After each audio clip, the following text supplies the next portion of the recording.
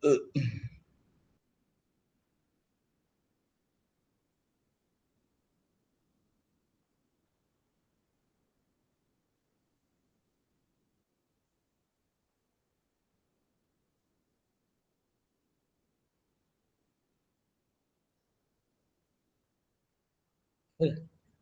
klik aja nih.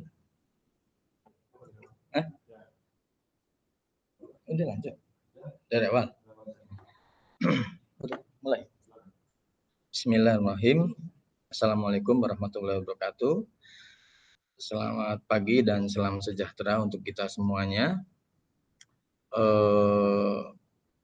Terima kasih atas kehadiran kalian dalam kegiatan masa ulangi.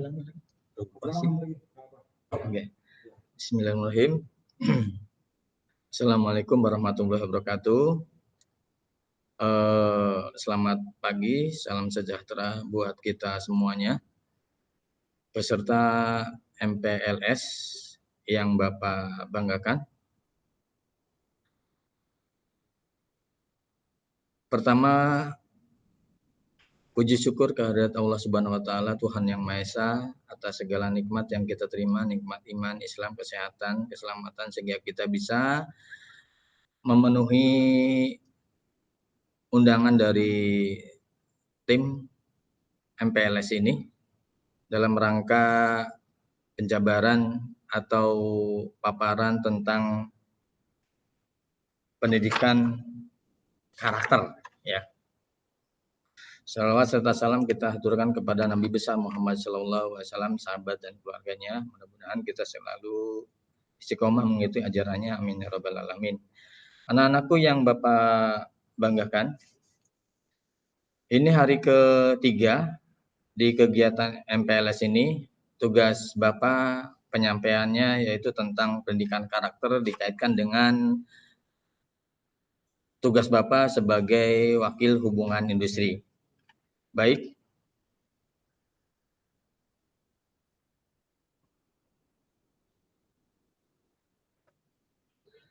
Ini pengertiannya.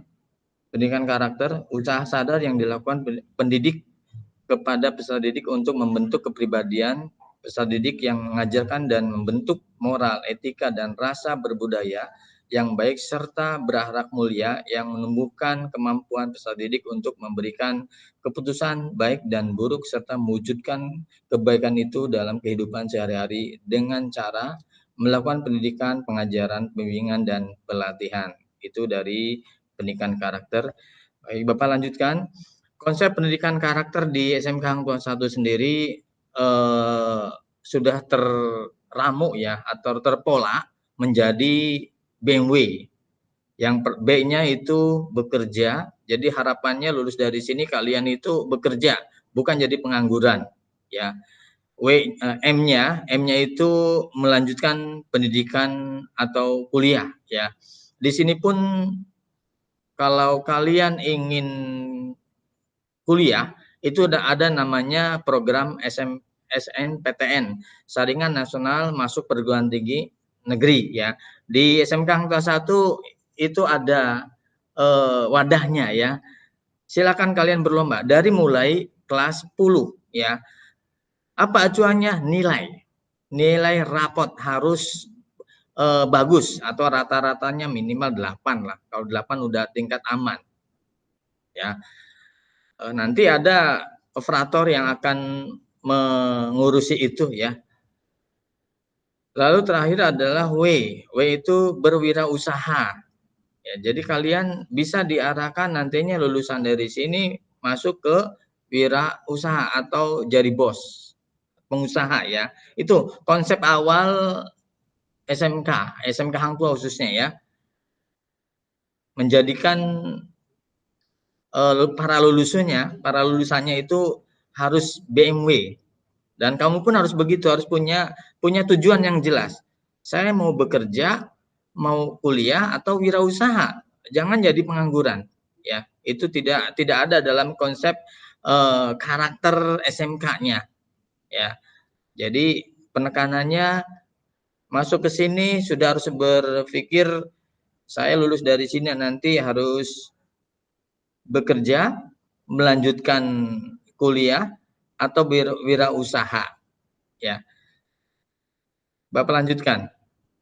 Ini program yang Bapak jalani ya selama 1 tahun, ya 1 tahun ini, 1 tahun ke depan seperti ini akan kita jalani. Yang pertama itu program praktek kerja industri, ada program guru tamu, program kelas industri, program pusat pengembangan karir siswa, program saringan masuk perguruan tinggi negeri, dan program penulisan tamatan. Ada 6 program yang akan kita jalani bersama. Ini semua bisa berjalan apabila kita kerjasama ya. Kita kerjasama, saling melengkapi ya. Bapak sebagai fasilitator, kalian sebagai objeknya yang akan Bapak layani dalam kegiatan misalnya praktek kerja industri, guru tamu, kelas industri, dan lain sebagainya. Baik. Tentang program praktek kerja industri, SMK itu udah pasti ya, 70% kegiatannya ada di pembelajarannya di luar sekolah ya. Ininya definisinya, yaitu program pendidikan sistem ganda yang dilaksanakan dengan memadukan secara sistematis dan sinkronisasi program pendidikan di sekolah dan penguasaan kalian yang diperoleh melalui kegiatan bekerja langsung di dunia kerja yang terarah untuk mencapai tingkat keahlian tertentu. Itu praktek kerja industri. Artinya di sini ada pendidikan sistem gandanya. Kalian belajar teori di kelas, lalu nanti dipraktekkan di perusahaan ya. Untuk apa? Untuk mencapai tingkat keterampilan tertentu ya.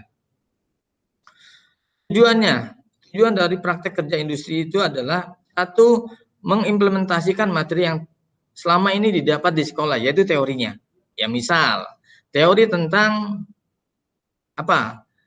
mengetik 10 jari kalau di perkantoran ya. Kalau di akuntansi berarti tentang neraca lajur. Kalau di multimedia berarti tentang desain grafis. Kalau di pemasaran berarti tentang Vivo misalnya ya. Nah, itu materi-materi teori itu yang ada di sekolah, lalu kamu implementasikan di perusahaan. Nah, di perusahaan itu real ya. Kalau mengetik 10 jari berarti kamu kecepatan dalam membuat surat ya. Begitu juga dengan jurusan lainnya, desain grafis misalnya, dia harus bisa mendesain gambar misalnya Toyota asal Honda Motor memproduksi mobil itu supaya laku, gimana caranya? Orang-orang desain lah yang harus mempromosikannya melalui program desainnya. Kedua adalah membentuk pola pikir yang membangun bagi siswa-siswi. Pola pikir yang membangun ya, di sini berarti kamu berpikirnya luas lagi. Berpikirnya itu bagaimana sih meningkatkan profesionalisme bekerja. Karena di luar sana itu potensi kita dihargai sekali ya. Melatih siswa untuk berkomunikasi, berinteraksi secara profesional di dunia kerja yang sebenarnya. Jadi belajar berkomunikasi. Ada siswa yang tidak pernah berkomunikasi ya. Dia tidak kenal dengan rekan kerjanya, cuek, masa bodoh. Itu di dunia kerja itu udah nggak boleh. Dunia kerja itu wajib berkomunikasi. Bagaimana pekerjaan itu akan sukses, akan tuntas ketika kita komunikasinya hanya searah. Jadi komunikasi harus dua arah. Misalnya kamu duduk di kantor, di sana ada taruhlah anggota 5 orang. Itu 5 orang itu kamu harus mengenal satu sama lain. Harus berinteraksi dengan baik sehingga muncul sebuah komunikasi yang familiar ya. Jadi nggak boleh kaku kalau di dalam pekerjaan. 4, membentuk semangat kerja yang baik bagi siswa-siswi Prakrin. Ya, tujuan Prakrin adalah membentuk semangat kerja. Di situ ada disiplin, ada kerjasama, ada tanggung jawab, ya, ada inisiatif, ya. terus ada saling mengisi, ya. Itu bentuk semangat kerja. Jadi kerja itu nggak sendirian, harus tim. Ya, kamu jangan berpikir kerja itu sendirian, enggak. Kamu berpikirnya tim, satu sama lain saling keterkaitan, ya. Jadi kalau misalnya kamu tidak masuk di perusahaan itu, maka kerjaan kamu tidak ada yang menghandle kalau kamu tidak ada komunikasi. Tapi ketika kamu tidak masuk lalu ada komunikasi, pimpinan kamu pasti mendelegasikan tugas kamu ke orang lain sehingga itu roda ekonomi perusahaan tersebut berjalan lancar, ya. 5, menambah dan mengembangkan ilmu pengetahuan dasar yang dimiliki oleh siswa prakerja sesuai dengan bidang masing-masing, ya. Udah pasti prakerja itu kamu di sana itu pasti akan menambah ilmu, wawasan, teman, dan lain-lainnya, hal baru pastinya. Untuk apa itu? Bekal. Bekal kapan? Pada saat kamu udah lulus dari SMK, ya. Pastinya kamu tadi BMW tadi, kamu arahnya kemana? Bekerja, kuliah, atau berwirausaha. Ini PKL ini adalah embrio, cikal bakal pengembangan masa depan, ya. Menambah jenis keterampilan yang dimiliki oleh siswa agar dapat dikembangkan, diimplementasikan dalam kehidupan sehari-hari. Ya, dengan PKL, dengan prakerin, kamu bisa menambah keterampilan. Akuntansi misalnya, tidak hanya tahu tentang jurnal, tahu tentang buku induk. Keterampilan di kantor pun tidak boleh ditolak keterampilan lainnya. Misal, membuat surat. Anak akuntansi tidak boleh alergi tentang membuat surat, harus bisa. Apapun yang ada di hadapan kalian nanti di perusahaan itu harus bisa dikerjakan dengan maksimal. Caranya gimana? Belajar. Maka jangan menutup diri. Misalnya kamu disekat, aku perkantoran, aku akuntansi, aku BDP, aku multimedia, sehingga banyak batasan-batasan. Sementara di dunia kerja tidak seperti itu. Itu bisa dipelajari semuanya. Silakan kamu adaptasi dengan lingkungan, ya, serap keterampilan yang ada di sana, ya, sehingga menambah apa kemampuan kalian, ya.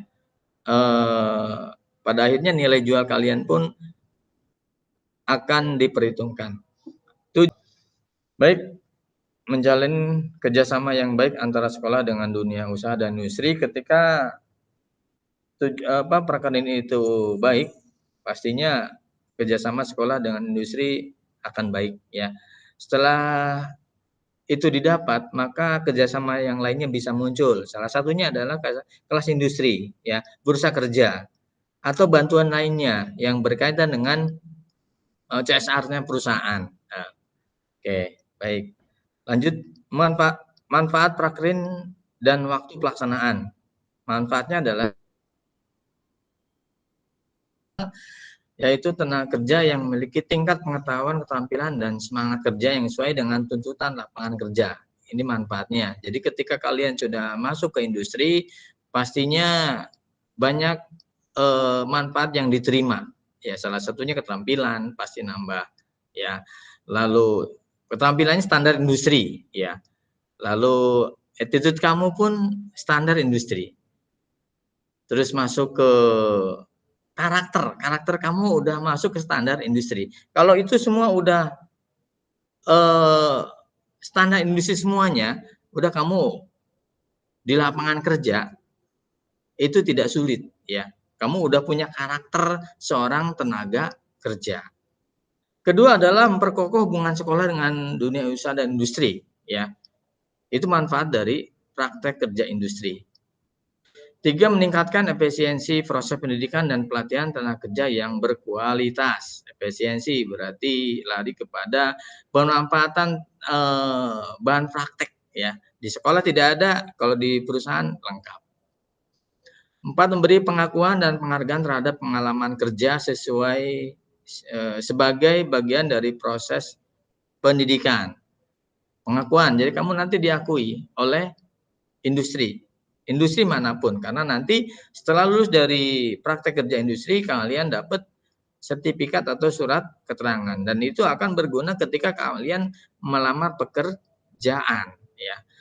5, menyiapkan sumber daya manusia yang berkualitas sesuai dengan tuntutan zaman dan era teknologi informasi dan komunikasi. Dengan adanya praktek kerja industri, kalian disiapkan untuk standar industri dan dengan sesuai dengan zamannya. Sekarang zaman era teknologi ya masuk ke sana. Jangan sampai kita ketinggalan zaman. Pelaksanaan prakrin dimulai kalau di kita ini di kelas 10 semester genap. Ya, diawali dengan pendidikan dan pelatihan selama 3 bulan, setelah itu masuk ke pemberangkatan, ya. Bergilir tapi ya. Untuk sekarang ini per 6 bulan. Ya. Per siswa per 6 bulan, ya. Mudah-mudahan ini tercapai dan bisa dilaksanakan. Mudah-mudahan COVID-nya cepat berlalu sehingga kita masuk ke posisi normal. Selanjutnya ini adalah daftar mitra industri SMK Hang Tuah 1. Ada total 57 perusahaan dan ini bisa nambah, bisa bertambah seiring dengan perkembangan sekolah dan siswanya, ya. Jadi tidak stagnan segini, enggak, pasti berubah atau berkurang. Bisa saja kalau kitanya tidak bermutu, ya perusahaan tidak akan merespon, ya, berkurang. Ini alhamdulillah kita mayoritas perusahaan, ya. Ini penting, pengakuan kita di industri sangat penting, sehingga standar pendidikan di SMK Hang Tuah 1 standarnya standar industri, ya. Masuk ke program guru tamu adalah program kerjasama antara SMK Hang Tuah 1 Jakarta dengan beberapa mitra industri dalam memberikan pelatihan tentang industri. Ya, tujuannya adalah untuk memberikan wawasan dan pengetahuan kepada peserta didik tentang dunia industri. Kedua, sebagai bentuk kepedulian industri terhadap dunia pendidikan untuk berbagai ilmu. Ketiga, persiapan masuk ke dunia industri buat yang calon praktek kerja industri. Mitra industrinya yang biasa jadi guru tamu itu PT Cahaya Sakti Motor, PT Astra International Daihatsu, PT Astra Honda Motor, dan nantinya akan banyak lagi perusahaan yang akan memberikan materi ya tentang pengembangan industri atau tentang budaya kerja industri, ya. Masuk ke program kelas industri, ya. Adalah program kerja yang saling menguntungkan antara SMK Hang Tuah 1 Jakarta dengan PT IPF Group dengan program IPF Group Explore, yaitu program pelatihan kerjasama 3 bulan dan rekrutmen tenaga kerja bagi yang lulus pelatihan ini. 2019 kita sudah bekerja sama dengan IPF, ya. Ada 30 siswa yang bisa kerekrut, lulus 26 siswa, ya. Lalu manfaat dari kelas industri. 1, industri dapat menyeleksi lebih awal sumber daya manusia yang berpotensial sesuai dengan kompetensi yang diinginkan. 2, menjadi jaminan kerja bagi lulusan pendidikan dan pelatihan selama 3 bulan. 3, mengurangi pengangguran yang ada di pasar kerja khususnya di SMK Hang Tuah 1 Jakarta. Itu dari manfaat kelas industri, ya. Jadi kalau misalnya kita punya kelas industri 4 atau semua jurusan punya kelas industri, nantinya peluang nganggurnya jadi 0, ya. Semuanya terserap di industri semuanya. Jadi kita harapkan ke depannya banyak bermunculan kelas industri lainnya, tidak hanya IPF, ya. Mungkin LG, mungkin lagi Astra, Honda Motor, mungkin lagi perusahaan-perusahaan yang telah bermitra dengan kita coba untuk jajaki, ya, masuk ke program kelas industri. Ini hasil dari kelas industri. Ini tahun 2019 kita mulai program ini. Dari peminat 167 siswa, yang lulus seleksi 30 setelah dilakukan proses pembelajaran, ternyata yang goal memenuhi sampai finish itu 24 siswa. Tidak lulus 6. Kenapa tidak lulus? Itu berarti indikatornya tidak disiplin ya dari sisi kehadiran di pembelajaran. Kebanyakan tidak disiplin waktu ya, sehingga gugur mereka. Langsung sistem gugur, hanya 24 lah yang diwisuda dan saat ini sudah terserap di EPF langsung bekerja tanpa tes ya. Kalau kalian udah menyandang sertifikat kelas industrinya suatu perusahaan, kalian tinggal datang ke sana tunjukkan sertifikat itu ya udah otomatis itu jadi skala prioritas dalam perekrutan karyawan. Kami berharap banyak lagi anak-anak yang bisa lulus di kelas industri ke depannya. Berikutnya adalah program PPKS atau Bursa Kerja Khusus. Apa itu PPKS? Adalah unit organisasi yang dibentuk di sekolah menengah kejuruan sebagai unit pelaksana yang memberikan pelayanan dan informasi lowongan kerja, pelaksanaan, pemasaran, penyaluran, penempatan kerja, merupakan mitra dinas tenaga kerja dan transmigrasi. Di Hang Tuah, Bursa Kerja ada dan sudah punya legalitas di Sudin Tenaga Kerja dan Kementerian Vokasi ya. Tahun 2020 kita pun dapat bantuan dari Kementerian Vokasi ya untuk menjadi pilot project-nya pusat pengembangan karir siswa. Jadi kita harus mengimbas ke sekolah-sekolah sekitar ya. Fungsi dari Bursa Kerja memfasilitasi pencari kerja untuk mendapatkan pekerjaan sesuai dengan bakat, minat, dan keterampilan. Ya, fungsinya itu harus bisa jadi fasilitator ya. Jadi anak kita berapa misalnya anak kita sekarang ini lulus 293. Nah, ini Bursa Kerja harus tampil ya. Harus bisa memetakan ini arahnya kemana aja anak-anak ini disalurkan ya. Sehingga tidak ada yang nganggur. Ya, kalau udah ada Bursa Kerja berarti sudah ada tim, sudah ada apa namanya tim kerjanya untuk membidangi hal ini. 2. Membantu perusahaan pengguna tenaga kerja untuk menyediakan dan mendapatkan tenaga kerja yang berkualitas, terampil, profesional sesuai dengan kebutuhan perusahaan. Ya, itu dari fungsi dari Bursa Kerja. Membantu perusahaan. Jadi perusahaan itu tidak usah capek-capek keluyuran cari ke sekolah-sekolah, mencari SDM-SDM yang unggul ya. Di Bursa Kerja SMK Hang Tuah 1 sudah dikualifikasikan ya, sudah dipetakan. Tadi BMW tadi, ini anak yang tujuannya bekerja, ini anak yang tujuannya kuliah, ini anak yang tujuannya wirausaha. Berarti di Bursa Kerja ini yang ditangani adalah yang mau kerja.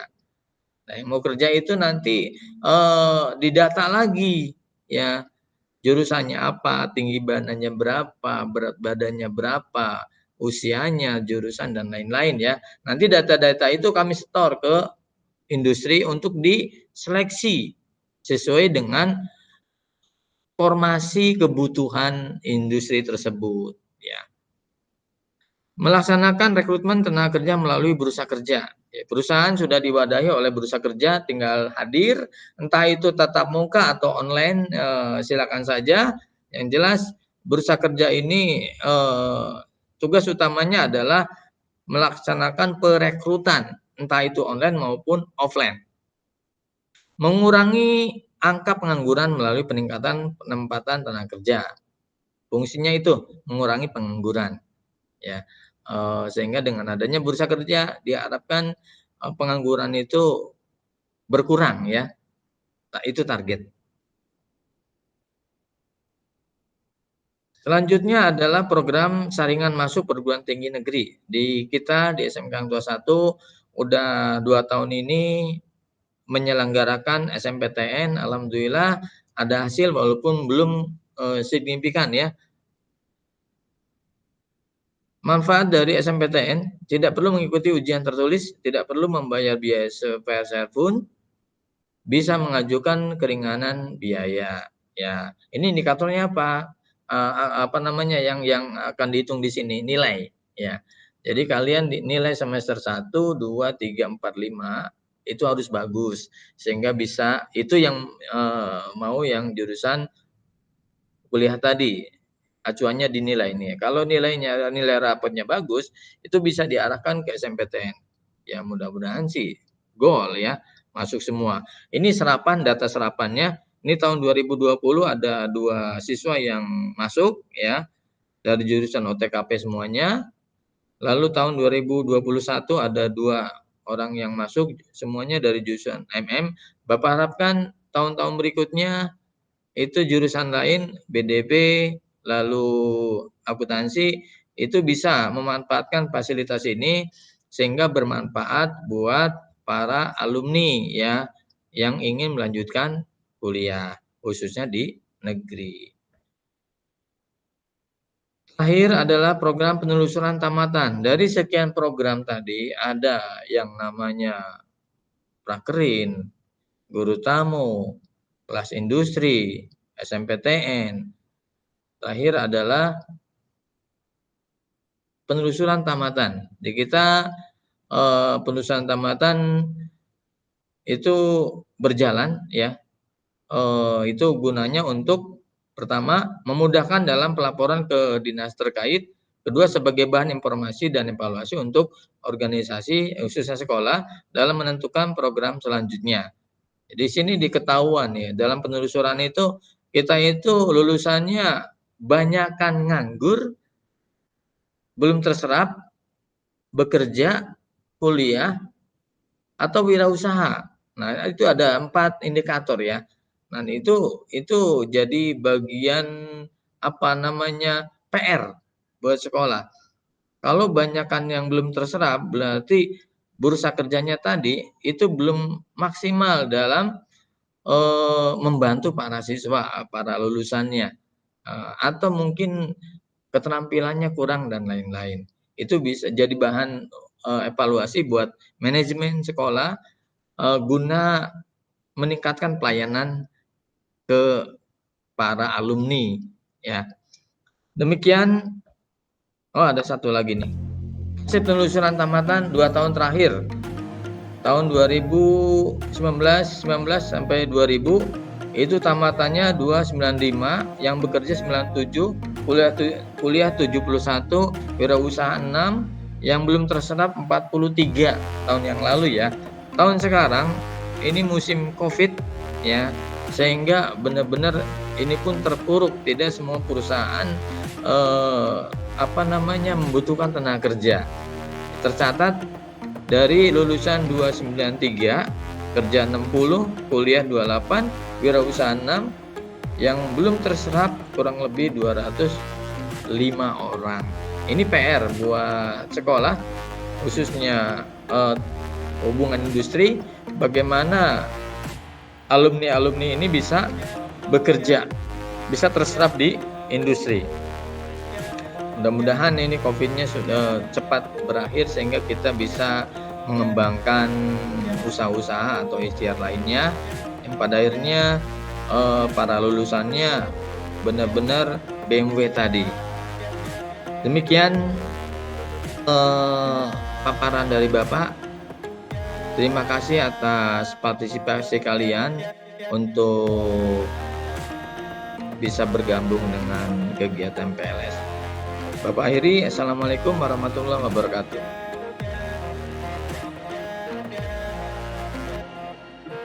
Ada yang salah nggak?